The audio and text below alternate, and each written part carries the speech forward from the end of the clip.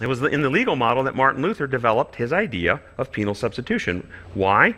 Because he wanted to take away the power of the church to manipulate people with the doctrine of purgatory.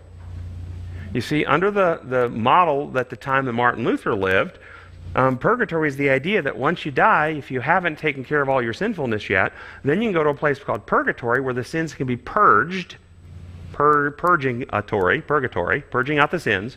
And if you spend your time there, then the sins can be purged and you can eventually go on to heaven. And this was used by the organization because the organization held the keys to heaven and hell, and thus the priests and so forth would come to the people and say, if you donate this much money, or you donate this land, or you send 3 of your sons off to the Crusades, or you do this, then we will give so many extra credits to your dead grandfather in purgatory and send them on to heaven for you. And you can see how manipulative this was of the people. And Martin Luther recognized it as a heresy, and so he wanted to take the power away from the church to use this. And how did he do it? He came up and he created the idea of something called penal substitution theology.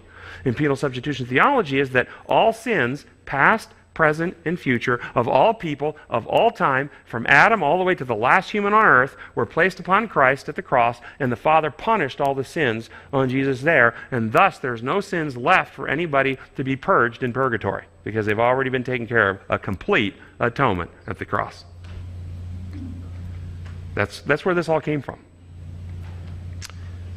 The problem, of course, is that this entire construct is based on a lie. False diagnosis. That the sin problem is legal, that God's law functions like human laws, that God is the source of inflicted pain, that justice is God using his power to kill sinners who don't get a legal accounting for their sins. It's all false. That's Satan's view. It's paganism. The truth is that God's law is design law, and mankind sinned. Our condition became terminal. We're dead in trespass and sin. We're out of harmony with God and his design for life. Thus, notice Scripture. I'm going to quote you out of 2 Corinthians 5. It says, God made him who knew no sin to become sin for us so that we might become the righteousness of God. This is substitution. But notice, this is not penal substitution. This is healing substitution. He who knew no sin became sin for us, that's substituting us, so that we might become righteous. We might be healed. We might be restored. Not that we might be declared righteous.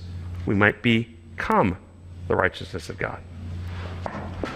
This is the view. In this view, we understand that the perfect and complete remedy for sin was procured by Christ at the cross. But the remedy still needs to be applied in the hearts and minds of individual believers.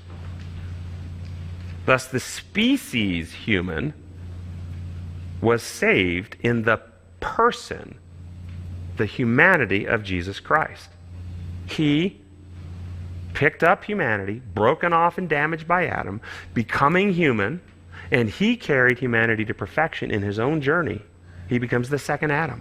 And now, because of Jesus, the species human has been perfected and saved. And he created or achieved what was necessary for individual salvation, but that requires all of our participation. We must partake of what Christ has provided. And thus the atonement was not complete at the cross. The remedy was complete at the cross, but the application of the remedy into each believer is ongoing.